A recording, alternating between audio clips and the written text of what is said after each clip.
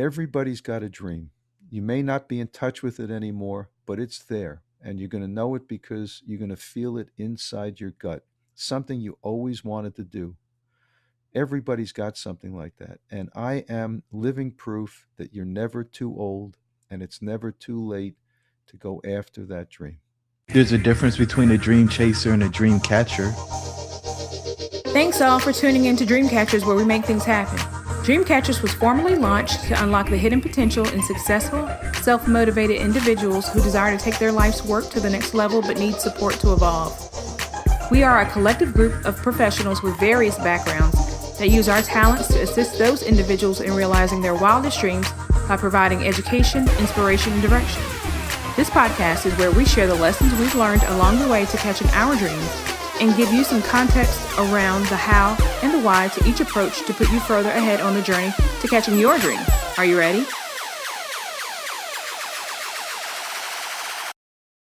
Hey, everybody, and welcome to the Dreamcatchers podcast. I'm your host, Jerome, and I am so excited that you guys have come in and decided to hang out with me today. Today, I have the great fortune of having Robert Miller with me today. Robert, how are things in your neck of the woods? Absolutely fantastic. Thank you, Jerome. For sure, man. And so we got connected through somebody who's amazing. Do you remember who that was? I think it was Adam. Adam's always putting great people together. He's my pod pal. Well, he's my pod pal too. Yeah. He's awesome. So, man, just grateful to have you here. And so do me a favor before we jump in. Let the listeners know how they can get in contact with you. Oh, that's interesting, because usually that's the end of the whole thing. So I like it up in the beginning. Well, there's two ways to get in touch with me. I got two websites that I'm going to mention. One is my music, because I'm a musician first and foremost, and that's projectgrandslam.com. And I'm also a podcaster now, and my podcast is called Follow Your Dream. So you can reach me at Robert at followyourdreampodcast.com, and the podcast email is followyourdream.com. Wow.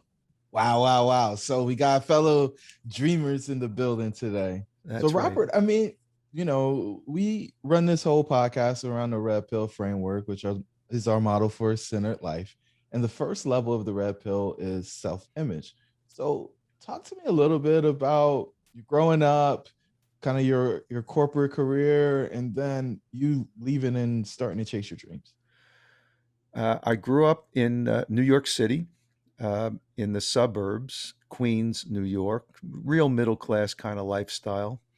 Had my father was a musician, and that got me into being a musician because he told me later that he named me Robert Miller because he thought that that was a good name for a band leader. So I think I was programmed from birth to be a musician. And he played trumpet. Did it, kind of as a sideline because he had to work to make a living. So he played weddings and bar mitzvahs and private parties and stuff like that on the weekends. And I was told right from the get-go, you're going to be a musician. You got to learn an instrument. My parents started me on the piano when I was about, I don't know, 6 or 7 years old. And I hated it because who wants to practice when you're 6 or 7 years old? And I said to my parents after about 6 months, please let me do something else. I can't stand this. And they said to me, all right, look, you can stop the piano, but you got to play something else.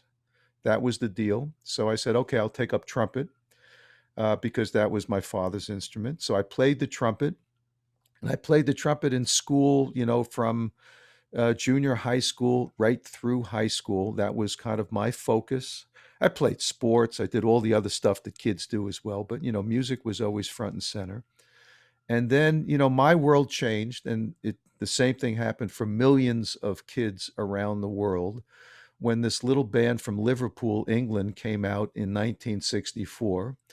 And we're talking, of course, the Beatles. They went on Ed Sullivan, and everybody in the entire world watched that. And everybody's life that I knew changed at that moment. And for me, it was very simple. I mean, trumpet was no longer very cool. Everybody had to have a guitar.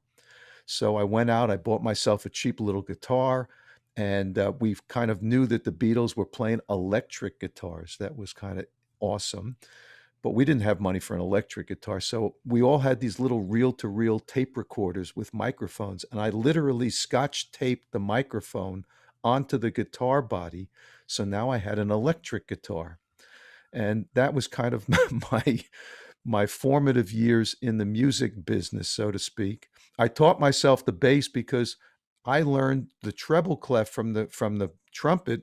All my buddies that were trying to learn the guitar, they were struggling just to learn anything. And I said, okay, I'll volunteer to play the bass because I can figure out the bass clef. And that's how I became a bass player. And from there, it was, one band after another in high school, and then we can go on from there. But those were my formative years. Wow. Okay. So, I mean, you had clarity on what you wanted to do, which was music, but you moved around to different instruments. So, are you able to play multiple instruments today, or is it just the bass? Well, in some respects, I mean, I'm not an accomplished player on any other instrument. I play the bass, that's my main instrument, but I fiddle around on the guitar, on the piano, on the bongos. I mean, you pretty much have to learn how to play everything if you're going to be a musician. Okay, perfect. And so you leave the formative years. Do you go to college? What happens after that? Yeah, yeah, yeah. I went to college in Boston. Got this hat on, BU. That was my school. Started in BU in 1968, and it was a very interesting time to be in college in Boston because Boston had such a vibrant college scene, a vibrant music scene. It was terrific. I actually left and took a leave of absence from school for a semester because I really wanted to make it in the music business. This was around 1969, 1970. I'm back in New York City. I'm playing music full time as much as I can. And one of the lucky things that happened to me in life occurred right then and there. I took a music course in one of the colleges in New York. And as part of the music course, they set me up with a teacher, a private teacher. Who did they set me up with on the bass? A guy named Jimmy Garrison, who happened to be John Coltrane's bass player. I mean, talk about remarkable coincidences or things in life. And up until then, I just played rock and roll. This was the British invasion time. This was the Beatles, the Stones, the Who, the Kinks, all those groups. I loved them. And all of a sudden, I get introduced to jazz by Jimmy Garrison. And I played with him, studied with him for about 6 months, and then I went back to Boston, and he set me up with all the jazz cats that were playing in Boston. And at that time, this is now, I'll call it the early 1970s. What was the music that was happening? Well, for me, what was happening was jazz fusion. This is when Miles Davis went electric, when Chick Corea was out there playing his stuff, when Weather Report was playing. These were all bands that I adored. And I started to play all that kind of music in the Boston scene, all the different clubs, all the different venues that you could go to in Boston. And that was, again, that's what I thought I was going to do with my life. But it didn't work out that way. Oh, here comes the plot twist, ladies and gentlemen. So what happened? Talk to me. Don't leave a Well, cliffhanger. look, I was a broadcasting and film major in college. I wasn't a music major. I was in this communication school. And I said to myself, my perfect life was going to be to have a day job in broadcasting and to play music at night. I thought that was just awesome to do. The only problem was the only job I could get in broadcasting when I graduated, nobody cared that I had a degree in broadcasting. I mean, no one cared. The only way I could get in, and I was lucky to do it, I started to work at WGBH, which is the public television station in Boston. But the only way that a guy could get into that station at that time was through the mailroom. Girls got in by being secretaries, guys got in through the mailroom. And the deal was that, you were supposed to work in the mailroom for a month or two, and then you could go up into the station. You could find a job in production, and that's what I wanted to do. I wanted to produce shows, on television. Well, it didn't work out that way. The country was in kind of a down period at that time. And My 1 month in the mailroom turned into two, into three, into six. I was in the mailroom for over a year. Okay. So I'm in the mailroom. I'm miserable. I'm playing music at night between the two jobs. If I made $100 a week, it was an awful lot of money. Oh And I Lord. said to myself, wait a minute, this can't go on. I mean, I got to do something else. And a friend of mine who happened to be in law school at the time, he said to me, well, why don't you go to law school? And I said, what? Why? Why would I do that? I had never even considered that. He said, well, very simple. You could do law during the day and you could play your music at night.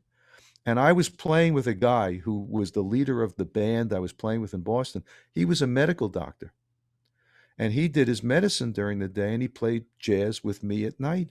I said, okay, well, if he can do it, I can do it too. I wasn't going to be a doctor. I get nauseous and sad from looking at blood and stuff, but I said, okay, maybe I could be a lawyer. And that's what happened. I decided that I was going to be a lawyer and I would do the law during the day and I'd do the music at night. And it went in that direction. And it was the biggest mistake that I ever could have made from a musical standpoint. Why? Because, anybody that knows lawyers or is a lawyer knows that, it's 23 hours a day. I mean, you're barely sleeping for an hour or so. And I stopped playing music, Jerome, for 15 years. Yeah, you put that dream on the shelf, baby. That's what happens because Oh, you want to man. make that money. But you were making plenty of money. It wasn't I $100 a was week making anymore, was it? enough. I was Come making on. enough, but the problem was that I had no time. And then I got married, I had kids, I had a Oh yeah. job, I had obligations. It's this life got in the way.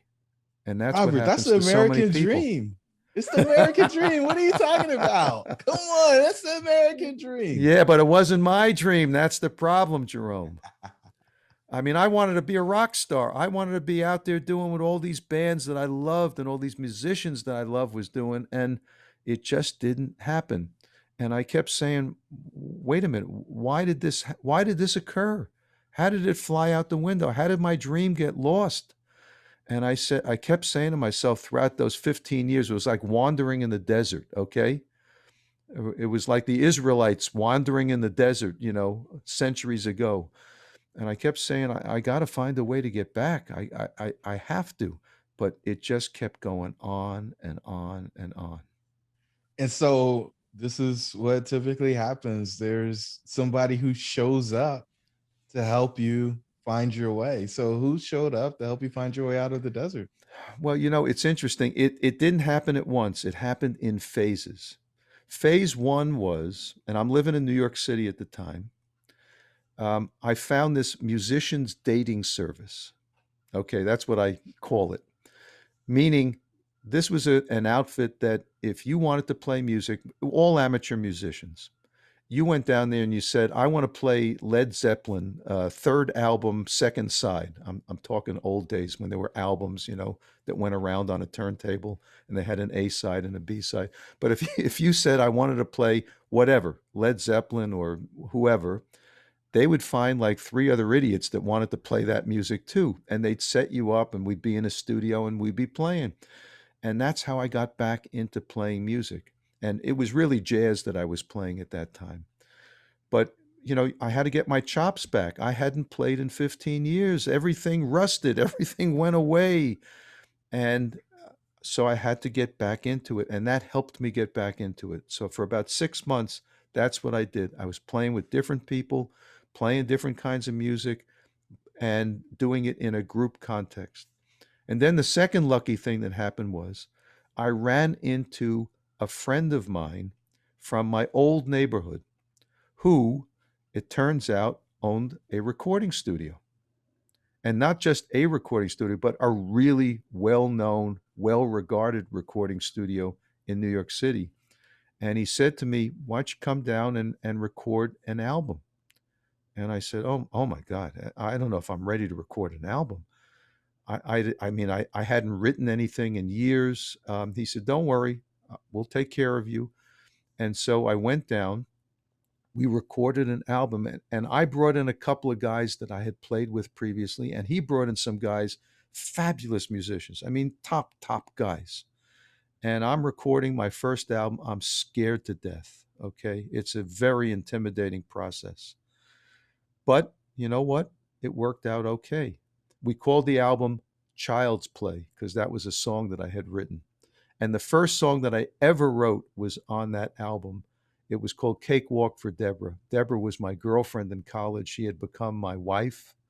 And so we played that song amongst other things. And then I was able to sell that album to a record label. So they put it out. And you know what? It got some decent reviews. And it started to make me feel really good that, oh my God, I wasn't wasting my time. And then I took some of the guys from the album and I put together a band. And I had a very creative name for the band, the Robert Miller Group.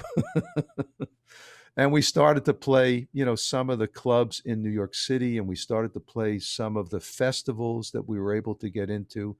And it was great. It was like, oh, I'm on the dream path again. But it was all kind of a hobby. It was all kind of, a part-time thing. It wasn't really what I had in mind because I still had a job, I still had obligations, I still had a family. So I was on the path, but I wasn't there yet. Whoa. Well, you said a lot there, right? How do you so what's going on with the law career at this time? You still going to work every day? You burning the Yeah, still candle at going to both work ends? every day, and trying to keep that in one compartment and keep my music in another compartment. But I always knew what I wanted to do. Yeah, When you have a dream, there's a burning in your gut.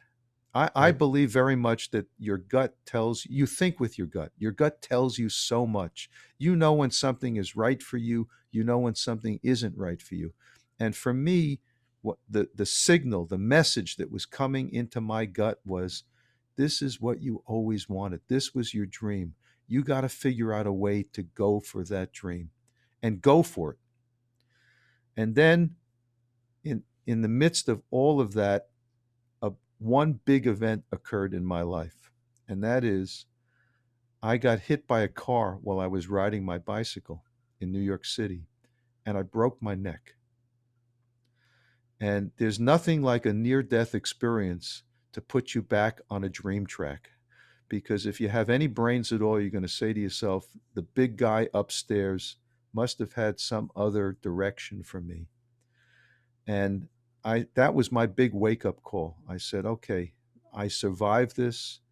I'm still in one piece. I'm still able to play. I'm still able to do everything, but it could have gone the other way. I mean, my neck exploded when I got hit by that car. And Jerome, none of the shrapnel touched my spinal cord.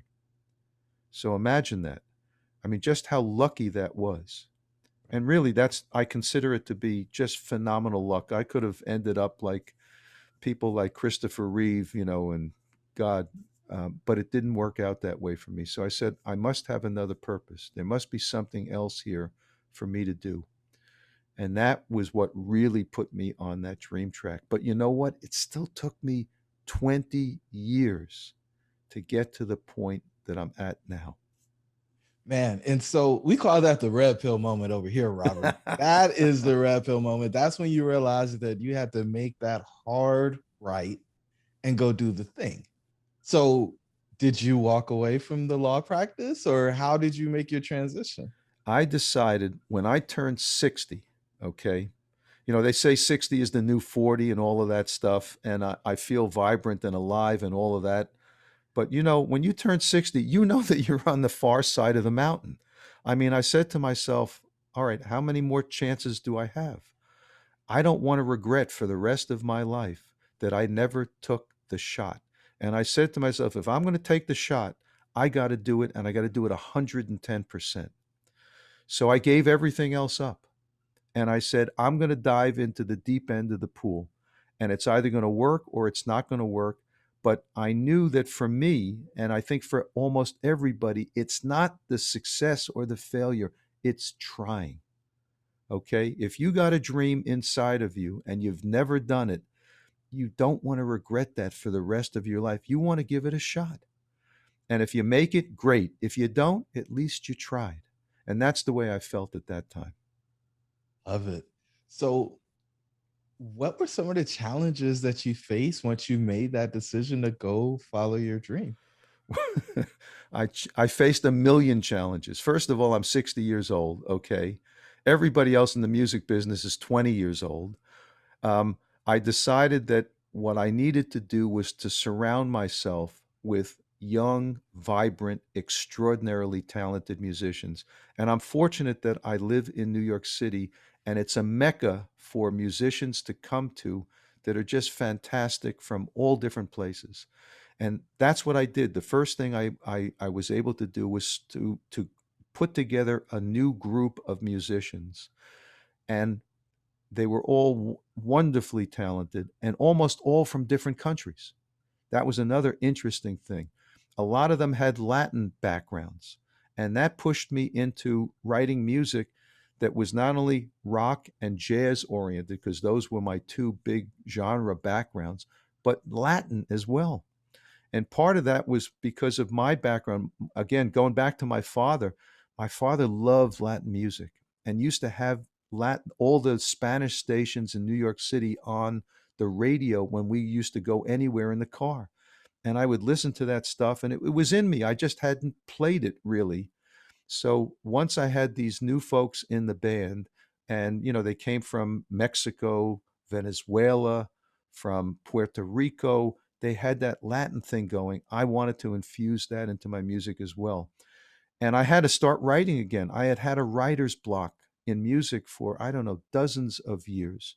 But once I put the band together, I knew I wanted to write, and I knew I wanted to craft this band the way I wanted it and the music the way I wanted it. And I started to write again. And my writing just blossomed. It just came out of me, it flowed out. And the next thing that happened was my wife said to me, I was writing basically instrumental music. And I have nothing against instrumental music, but my wife said to me, people really like vocals. Most people really like vocals. And I thought about it. I said, you're right. And so I started to write more and more vocal music. And I brought in singers to be my lead singer. And some of them they were all extraordinary, not some of them. And then I started, you start to play music. You've got a group, you're writing music, you're trying to express yourself in your own way. I'm in New York City. It's a very crowded market, of course. How do you get started? How do you get the ball rolling? Well, we started taking gigs. And, the early gigs, it was like the band and the bartender and the waitress. Okay. We didn't have a fan base at that time. And you got to be willing to deal with that. I mean, talk about success and failure. You feel like a total failure when you've basically got a rehearsal going in a bar because there's nobody there. And what I found, and every dream, it's not a straight path to success. We didn't have that. I didn't have that. It's one step forward. It's two steps back. It's three steps sideways. The goal was always just keep moving forward, even if it was, up and down and sideways. And that's what happened for us. We kept moving forward, and slowly but surely we got better gigs. We got bigger gigs. We started to play openers for some major artists. I mean, we've opened for folks like Edgar Winter, Blues Traveler, Boney James, Mindy Abair. We even did an after show for Yes. And, when you do an opener as an artist, what are you doing? You're basically playing before an audience that doesn't even know that you're going to be there. They're not your audience, they're the headliner's audience. And you got about 30, 40 minutes to try and win them over. And, that was the most satisfying thing to me, because every time we opened for somebody else, at the end of that 40 minutes or so, we got a standing ovation. So I knew that we were on the right path, again, onward and upward. And then we started to play festivals. And we played festivals in the US, and then we played festivals overseas. And I had an aha moment, Jerome, if I can tell you about it. What's up, tribe? It's your host, Jerome. I just want to let you know that we put together a free 15-point checklist for exiting the matrix. Jump on over to dreamshouldbereal.com in order to pick your free copy up. Let's get back to the show. Serbia is in Eastern Europe for all of you that haven't memorized all your maps of Europe. It's right next to Bulgaria. Okay. Um, this is part of the old Yugoslavia, and they have a jazz festival there every year called the Nisville Jazz Festival. It's a fantastic festival, and it's located inside of a castle that's like 1,000 years old. You go in, you go in on a roadway over the moat. You go into the castle. They have a couple of different stages side by side. One band is playing while the other band is setting up. And we were playing in 2018 before 20,000 people. 20,000 people that mainly didn't speak English and certainly didn't know who we were. But at the end of our 1 hour set, again, we got this great standing ovation. We come off the stage, there's a whole line of people waiting to get our autograph and to take pictures with us. It was just a fantastic experience. That was the moment that I said, okay, I've made it. I've accomplished my dream. And we actually took the music from that experience, which was recorded, and turned it into an album of ours called Greetings from Serbia. And that album, like all of our albums, has gotten some terrific reviews. Wow. Talk about a wild ride. So, did you leave law behind completely after Oh, the yeah. accident? Oh, yeah. Yeah. I So, mean, I knew when I decided to jump into the pool, into the deep end, I knew that I had to leave everything else that I was doing behind. I didn't want to do it half assed. I wanted to do it 110%. And I figured, look, as I said to you earlier, the goal was to try. The goal was to do it. The goal was to not ever regret that I hadn't tried it. The fact that it's worked out so well, I mean, everything I've just described to you has worked out in 5 years. In 5 years' time, I got 10 albums, including a Billboard #1. I've got over 4 million video views. I've got over 1 million Spotify streams, got over 50,000 Facebook fans. We've played all these festivals and concerts, and we've opened for all these people. This is 5 years. I mean, people spend, their life doing this stuff. It's just worked out and it's been so satisfying. that's outstanding. So, all right, what was your worst fear in the process, right? Because you did a pivot. I mean, total about face and went back to the thing that you knew deep down in your soul you should be doing the whole time. It's true. My worst fear, and everybody's worst fear when you go after a dream, when you're out of your comfort zone, is that you're going to embarrass yourself. You're going to somehow be humiliated because you're going to fail. I mean, there's that little devil on your shoulder that's probably telling you, oh, this can't work out. You don't have any right to do this. That fear factor is the kind of thing that you are always saying to yourself, but you have to push it out of your head. It's like the good devil and the bad devil, and you have to be able to out shout the bad devil. So that to me was the big issue. Was I going to be able to continue doing this even if people didn't like it? And I've been very fortunate. The reviews that we've had for everything that we've done have been just fantastic, so encouraging. And I now have a whole set of reviewers that, every time we put out an album, the same people tend to review the albums. So they know my body of work. They know who I am. They know what the band is all about. These are people that know my music intimately. And if they ever say to me, this one didn't work or you're going in the wrong direction, I would listen to them because I trust their judgment. But that hasn't happened yet. Wow. Okay. So you were scared you're going to embarrass yourself. That was your fear. How'd you overcome that? Because that's paralyzing for most people. Oh, it's totally paralyzing. I mean, again, I had this dream burning inside of me, and it was there for decades. I mean, this wasn't a dream that was just there from a week ago. I knew that this is what I wanted to do. I had missed the boat. All of my contemporaries had done what I was doing, but they did it decades earlier. And I said, I'm going to give it a shot. And it was paralyzing, like you said, but I said, I'm going to give it I'm just going to try. And and I realized also that I had a story that was completely unique and different from everybody else because I mean, who goes into music full time initially when you're in your 60s? I mean, Yeah. everybody's doing it when they're in their 20s. That's the music business. And I realized after I had established my credibility with the things that I've just mentioned that I had a story and I had something that perhaps would be inspirational to others. Because everybody's got a dream, and the dreams come in all different shapes and sizes. Mine happened to be music, but it could be I want to learn a new hobby. I want to learn a new skill. I want to open up a business. I always wanted a different career. I mean, there's a million different dreams out there, and people needed I think need to find inspiration and motivation in order to go after them because there's that internal blockage that we all have. If I do it, maybe I'm going to fail. I don't have the time to do it. I'm doing so many other things. I got so many things going on in my life. There's always excuses why people don't go after the dreams. And I said to myself, okay, this worked out for me. How can I use this as a means to motivate and encourage others? And that's why I started the podcast. Beautiful. So, was there a point when everything was on the line? Every day it's on the line. Ooh, talk Every about that. day it's on the line.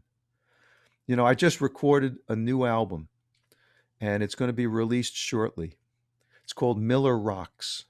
Why? Because I started off, as I said, playing rock and roll, and I migrated to jazz, and then I kind of combined jazz and rock together and Latin, but I wanted to do something that kind of went back to my rock roots. So I did an album during the pandemic. This is my second album during the pandemic. First one was called Summer of Love 2020, which I wrote all the songs in the depths of the pandemic when we had no cloud with a silver lining. There was no vaccine. There was nothing. People were dying. People were housed in their offices, their homes. They couldn't go anywhere. And I started to write music, which is what I do. And there were two themes that came out. One was the pandemic and how did it affect me and how did it affect everybody else? And the other was my feeling that there was one emotion that was going to get us through the pandemic over all the others, and that was love. So my songs were about the pandemic and about love. And they turned into this album, Summer of Love 2020, which I released in January of this year. And it got fabulous reviews. And the difference in this album is that it was all recorded remotely. I couldn't bring my band into a rehearsal studio. We couldn't go into a recording studio together. We started to record remotely, which is, for me, just a completely different way of doing things. And the second thing about it was because the songs were so personal, I decided I needed to sing all of the songs. And talk about scared. I mean, I had always been a background singer, a harmony singer. I always had fabulous lead singers, all women in my band. I said, well, this time around, I'm going to take a risk. I'm going to take a chance. I'm going to sing the songs on this album because they were so personal. And you know what? When the reviews all came out, everybody loved the album. And that gave me the motivation to try it again with this second album that I've mentioned that's going to be coming out soon, Miller Rocks. I sing all the songs on this album as well. Now, at some point, I might have some people say, what the hell are you doing this for? You got great lead singers. But I said, you know what? This is part of my journey. I needed to do it. And if people like it, great. I can have this as kind of a parallel path to the band because at some point the band's going to be able to play together again. We've got finally our first post-COVID gig lined up. We're playing a festival in Pennsylvania called Music Fest in Bethlehem, Pennsylvania on June 27th. Bless them that that they're going forward with this festival, somehow social distanced and all of that. But we're going to play together at that festival, and then I got some other things that hopefully we'll come together over the summer if the world works out the way we like it. But my feeling was, let me go down two parallel paths. I got the band and my lead singer, and I got this kind of solo effort from me, and let's see how it works out. Talk about terrified, that you I feel that so many things in life are such that you just have to get over your fear. Um, I wrote a book in connection with this podcast. I started the podcast. I didn't know anything about a podcast. You've been doing it forever. Others have been doing it forever. I had never even listened to a podcast. But I said to myself, you know what? A podcast is going to give me a relationship with the audience that's very different from my music relationship. Because, a podcast is 30, 40 minutes long. They can find out more about me. It's not just listening to the music. And oh, by the way, not only do I want to encourage people to follow their dream, but I wanted to infuse my podcast with my music because my music is the manifestation of my dream. So every episode of my podcast starts off with another one of my songs that's played underneath the introduction. I talk about it. I tell you why I chose that song. It's all related to my guest or the subject of that episode. And then at the end of the episode, I play the song again. And I make each song, each episode, available for free download for anybody that wants it.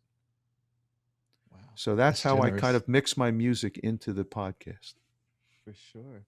Okay, and so that's kind of the career piece of the episode. So let's move into health.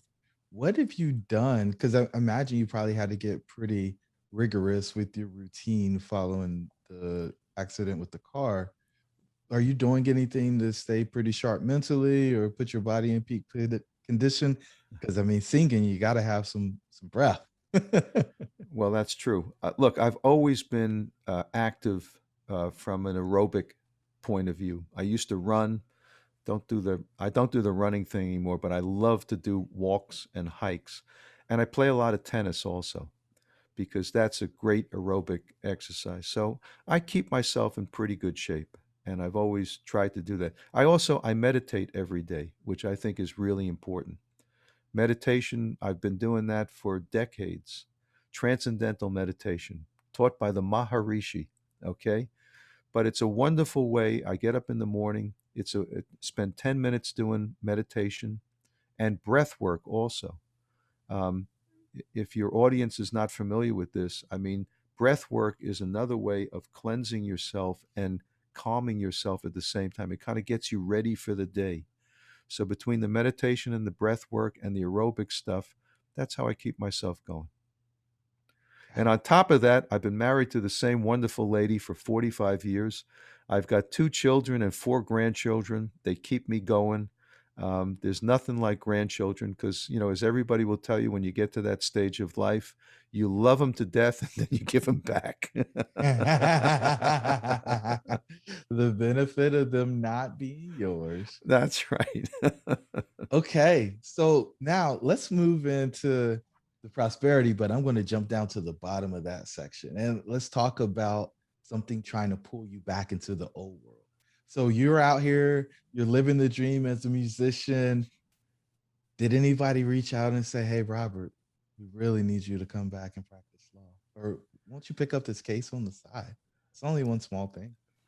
The answer to that is no, because everybody knew that I gave it up. But because I have a background and I have experience, one of the things that I like to do is help mainly musicians, but friends and others. When they got a problem, they come to me. And I've got a long history, and I have legal thinking capability.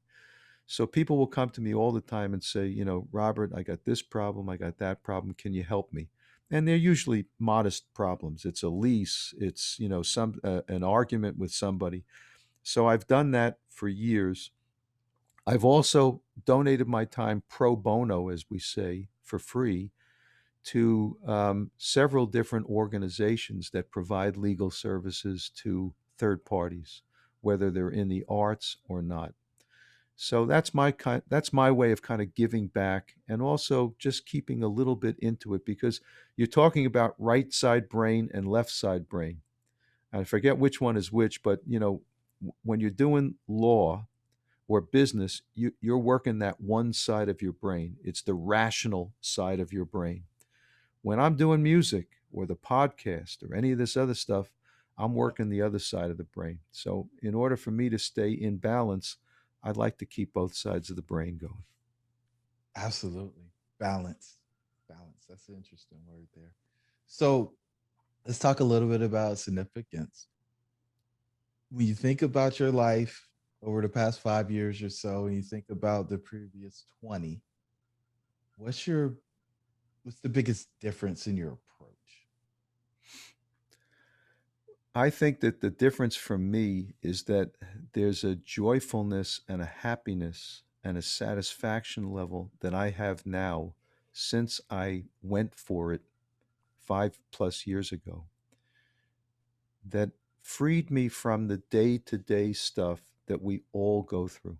I mean, I was a working stiff, just like everybody else. I had my job, I had my routine, I had my obligations. And not that it was bad, not that I had a bad life. I didn't. I had a very nice life, but I wasn't following that dream path that to me was what was burning inside of me. So that was the big difference is when I gave up that routine stuff and went on to the dream side of things, there was a lightness, a happiness, an inner satisfaction that came out for me that was not there nearly the same way before. Ooh, satisfaction. I think everybody's chasing that. I think more money or more things is going to get it for them, but spoiler alert, it doesn't work. Listen, you're 100% right. At the end of the day, it's not about how many toys you have, how many possessions you have. Look, you got to have some stability and money in your life. I totally understand that. And there are going to be people that say, okay, what he did was completely unrealistic for me. I can't give everything else up and just jump into something. But you don't have to. And again, dreams come in all different shapes and sizes.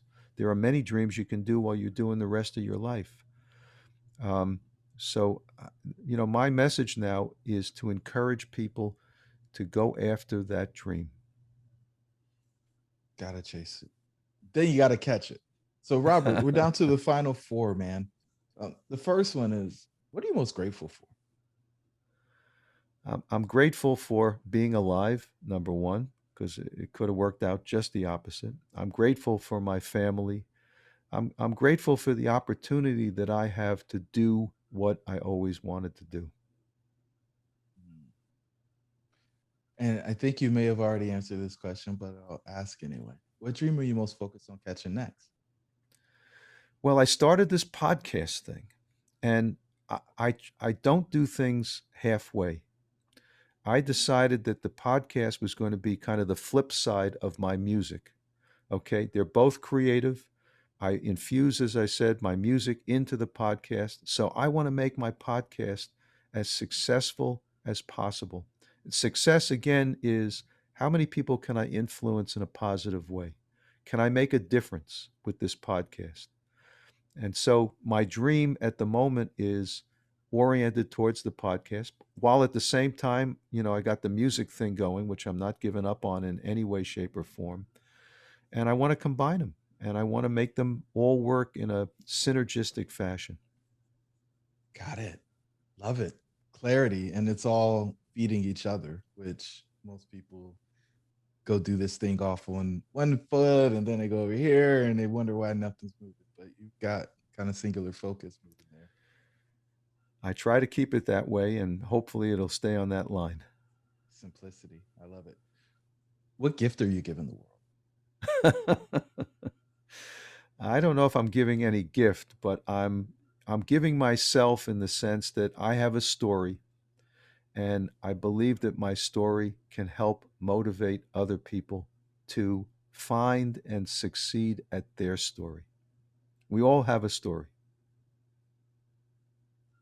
Robert, I find you a breath of fresh air, my brother. I think that a lot of people are just stuck in the rut and they feel like I'm too old, or I'm past the point where I can experiment, or all these people are counting on me, so I can't do the thing that's been placed on my heart.